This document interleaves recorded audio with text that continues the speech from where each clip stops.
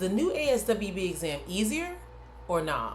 That's what this video is about. I want you to follow along as I go through the breakdown of all the changes, everything that's taking place with this new exam, what people are saying, what you need to do to prepare, and how I can help you level up and pass this exam so you can be part of the one and done ONE done club or the one WON club. Yes, either way you're gonna win. So lock in. I'm gonna tell you what people are naturally saying about the exam, what is easier, what is harder, what is what they expected or not, and also what ASWB has done this go round to make sure that you're ready to pass this exam. So stay tuned. All right, so we're gonna jump right in and we're gonna talk about the new exam, what's expected, all the things. Yes, all the things, because it's been about 2 weeks now. 2 weeks. I'm making this video and it's literally, we'll say, hitting about 14 days since the new exam was taking place. All right, so I'm going to go through some of the things that I've heard, some of the things that I've seen. I'm going to take out my notes, make sure I'm following along so I don't miss anything, because I gotta make sure you guys are good. All right, because a lot of you think fewer questions, more time per question, more questions with only 3 answer options, and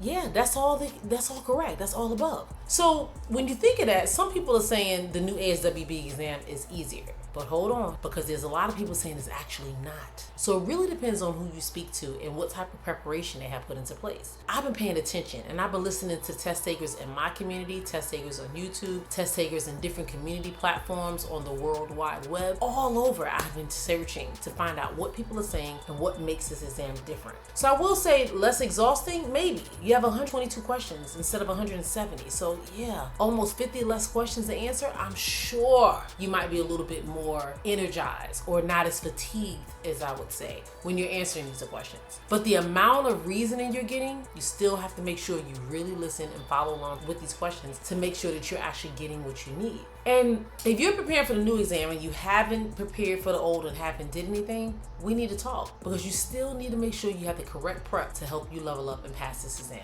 So let's separate the facts from the opinions. The old ASWB exam, as I shared, had 170 questions, 150 questions were scored, 20 were unscored, or should I say just thrown up in there and pulled out, you know? The new exam has 122 questions, but only 110 of those bad boys are scored. 12 of them are not. And you still have the same 4 hours to take the exam. So those 122 questions are now divided into 2 sections. So you have 61 questions the first half, 61 questions the second half. Once you submit one section, it's done. Done. It ain't no going back. So if they're offering you a 10-minute break, I would take it. There's been back and forth about whether the 10-minute break is mandatory or whether it's optional. Either way, you need to take it. Your brain needs to rest a little bit. You know, go to the restroom, grab a drink, you know, eat a snack, do something. But make sure you give your body a chance to kind of rest a little bit and then get back in the game so you can pass this exam. I realize that a lot of people come really close to passing, but it's fatigue. Fatigue can make all the difference, and you don't want to be facing that test taking fatigue. So that is why I recommend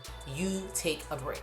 Now, the exam used to have 4 major content areas. Now there's 3. So a lot of my test takers are like, oh, there's no human development. Oh, I don't have to know this. Oh, no, hunty. You need to know it all. And actually, there's been a little bit more added to the sauce. So yes, you have ethics about 36%, assessment and planning about 30-something plus percent, and the same thing with intervention and practice. Now, all of these are 30-something percent and higher, but ethics is the highest. So ethics just isn't a little section that you have before that you need to review, and you can just study the code of ethics and review it the night before. Ethical reasoning is the center of this exam. And ASWB tells you something else very important. The new exam has a greater emphasis on applying professional knowledge through problem solving and reasoning rather than just recall. So a lot of people are saying there's no recall questions. There might be a few sprinkled in there here and there, but they don't care if you can memorize a term and know how to, just pick it out of a whole bunch of questions. They want to make sure you actually know how to apply the information of what that definition is in that question. So that is what you need to know. It's no longer a lot of recall, guys. Application and reasoning all day long. So yes, make sure you have that application and reasoning skill set down to the core. It just needs to be a part of you when you're testing. All right. So anybody who took the old test, the 170 test, and they happen to get to about a question 140, normally your eyes are tired, your brain is like, you read first, best, next, most so many times, you don't even recognize the terms anymore. So when you see the term, what should a social worker do first? Your brain back in the day was like, No, ma'am.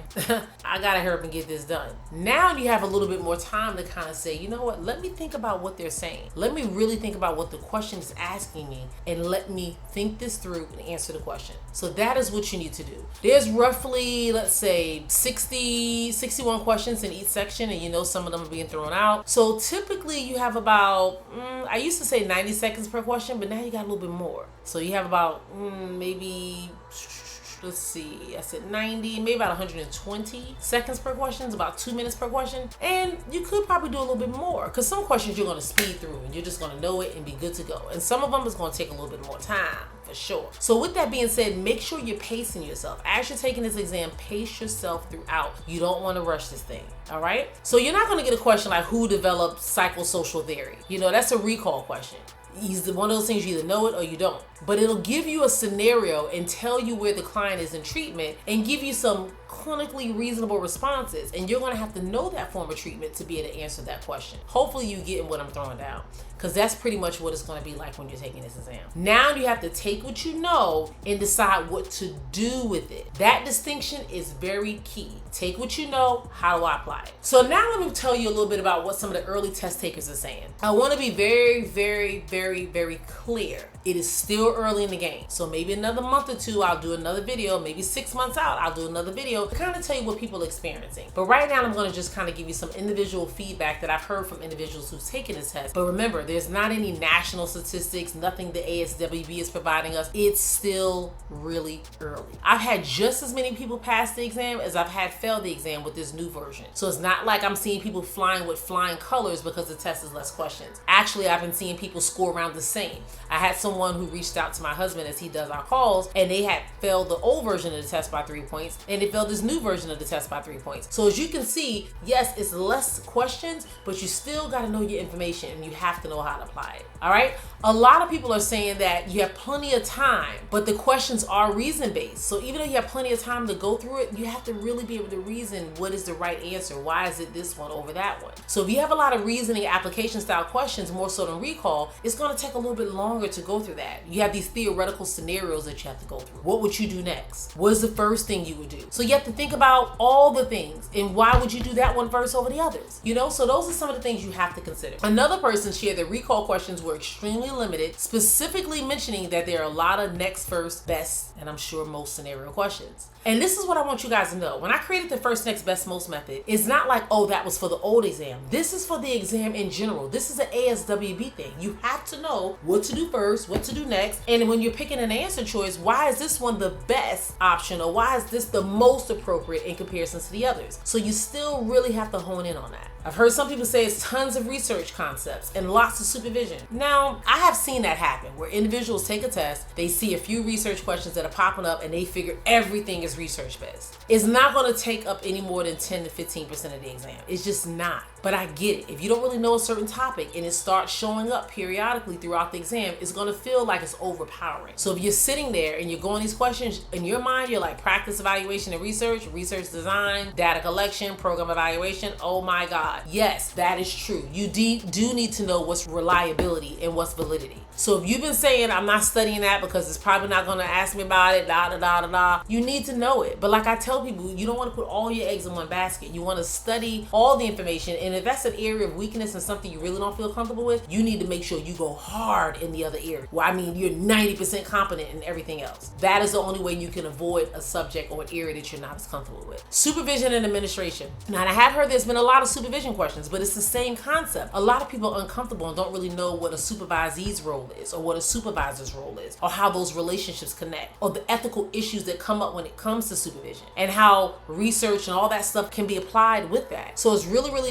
important to understand that these terms are not coming at an all-time high. They're just an area of weakness, and you really need to make sure you tap in and learn that information. Hey, this is for my private practice owners. If you're scheduling, charting, chasing payments in 5 different places, this is for you. I run a busy practice and systems are non-negotiable. The platform that keeps everything together for me is Jane. Clients book themselves, my schedule stays clean, charting happens inside the same system, so no late night paperwork. Whew. And payments handled right inside of Jane. Telehealth, client portal, documentation, all in one place. Clinicians don't burn out from clients. We burn out from chaos. Jane helps me run my practice like a CEO and stay grounded as a clinician. If you're ready to simplify, use my Jane Ambassador link below in the bio, and I'm telling you, Jane app is a game changer. It is going to definitely help take your practice to the next level. Now, let's talk about some things that everybody's excited about. 3 answer choices. That's it. ASWB has affirmed that there's still some 4-option multiple choice questions, but they're moving more towards the 3. So you're going to see a little bit more 3-option answers than you have in the past. And I know some of y'all thought that and you're like, oh my God, I'm good now. I only got 3 options. I'm telling you, mathematically, if you're guessing randomly, 4 choices gave you a 25% chance. Now 3 choices, it roughly gives you a 33% chance. Technically, yes, the percentages are higher with 3, but you really got to know your stuff. It's not like, oh, I'm ruling that one out, I'm ruling that one out, and you're stuck between 2. Knowing that with 3 answer options, you pretty much are not ruling anything out. You're reading through them, and all of them seem like they can be correct. And that is where you use your NASWB and your ASWB skill set and all the things you've been learning, and make sure you're able to apply it to that test question so you really know it. So make sure, guys, that just because it's 3 question options, that you know your information so you're not getting stuck. All right, so when we're talking about priority, a lot of times you see a question, what is a good answer prioritizing? And that's exactly where first, next, best, most comes in. You must understand that. For instance, a social worker meets with a client who, let's say, recently lost their job. The client reports being sleepy,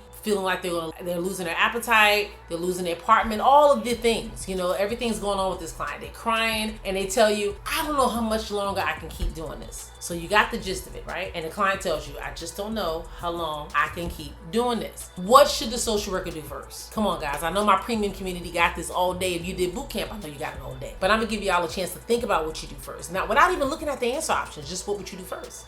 All right, so think about that. Now I'm gonna give you some choices. Would you assist the client with identifying emergency housing resources? Would you assess the client for suicide ideation and immediate safety concerns? Would you explore the client's available family and social supports? Stop for a minute. Don't pick the answer that sounds the nicest. Don't pick the answer because you feel like it's something social worky that you should be doing, because all 3 could potentially be appropriate. Housing resources? Absolutely. Social support? Absolutely. Safety assessment? Absolutely. The question didn't ask, what could the social worker do? It asked, what should the social worker do first? The client's statement all day, that subtle suicidality. Yes. So before you start solving the housing, before you start putting in that support system, you need to determine whether that client is safe. So the best answer choice for this one is B, assess for suicide ideation and immediate safety concerns. But wait a minute, so many of you guys are missing these style questions. I don't want you to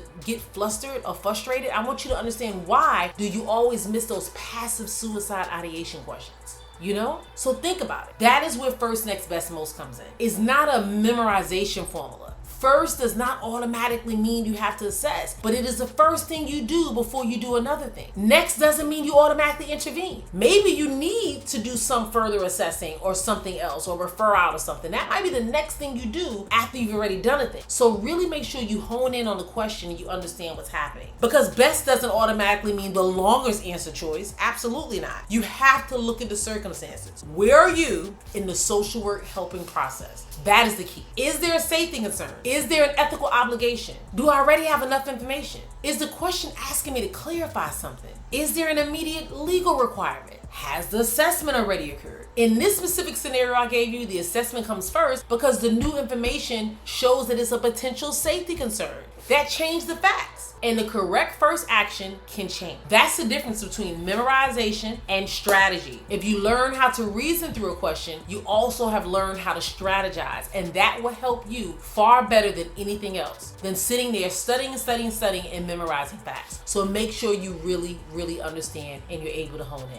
All right, again, I'm happy that you guys are getting ready to take this new exam for 2026. I'm happy because there's less questions. I'm happy because you have an opportunity to be a part of a new exam, something that's supposed to be better, something that's been researched, something that has been shown to be, or been said to be, a little bit more fair for minorities and people who have struggled with these tests in the past. So what I'm seeing looks to be a little bit consistent with what I was thinking. It's definitely not going to be easier. There are going to be a lot of reasoning and application style. The content information is still the same. You just have more time to process and to work through it. So for my overthinkers, that might not be a good thing. And for those of you who have all these accommodations, you're like, I got 6 hours to take the test. Now that can be a little bit much. So I always tell people, use the extra time to take breaks. Use the extra time to take breaks to let your mind breathe a little bit. Affirm yourself. Do some grounding techniques. These are the things you absolutely need to do to make sure that you are good and ready for this new exam changes. I appreciate all of you guys rocking with me. I appreciate you guys that have been a part of the boot camp. As you can see on the screen, we are killing it when it comes to boot camp. When I tell you so many people are leveling up after that, it's unbelievable. But if you know that you've been in my boot camp and we're moving really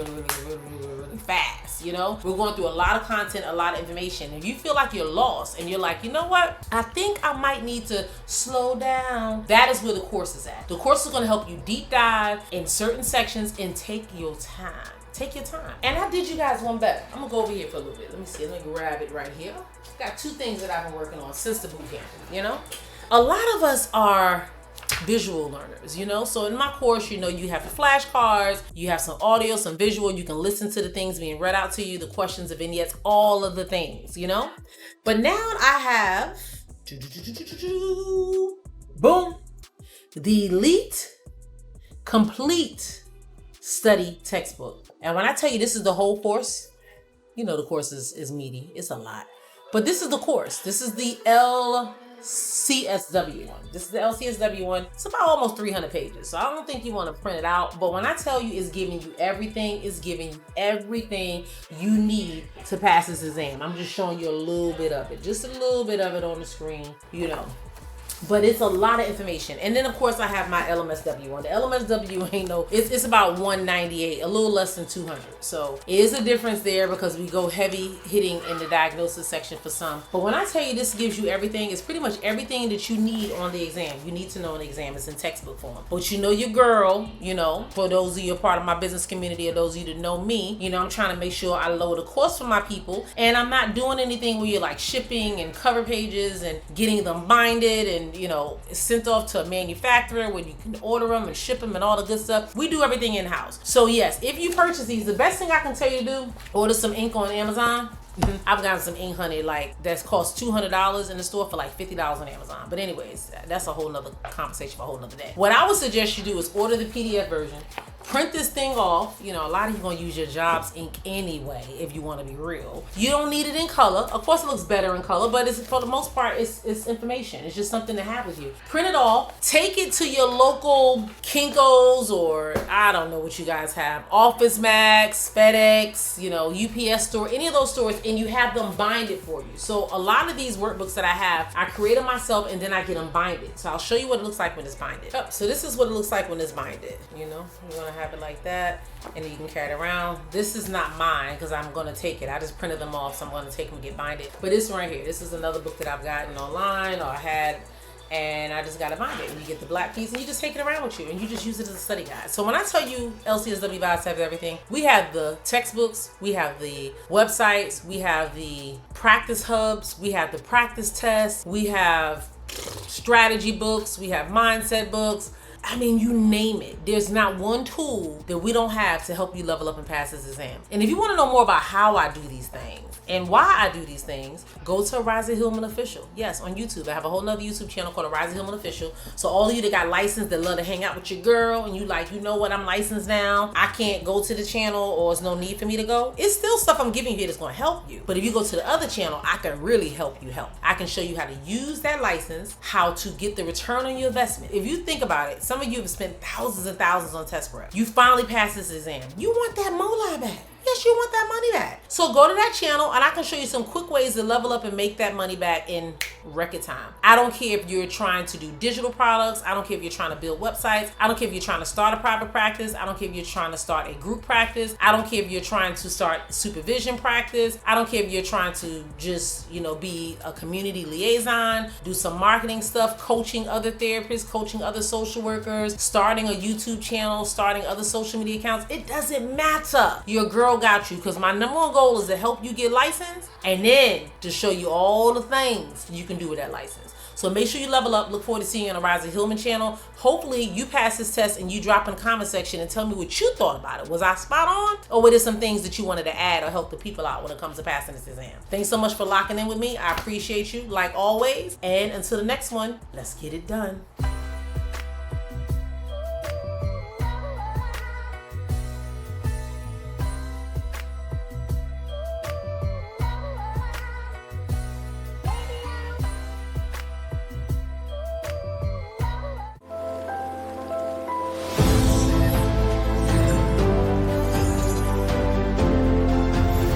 Stop guessing. Start thinking like the exam.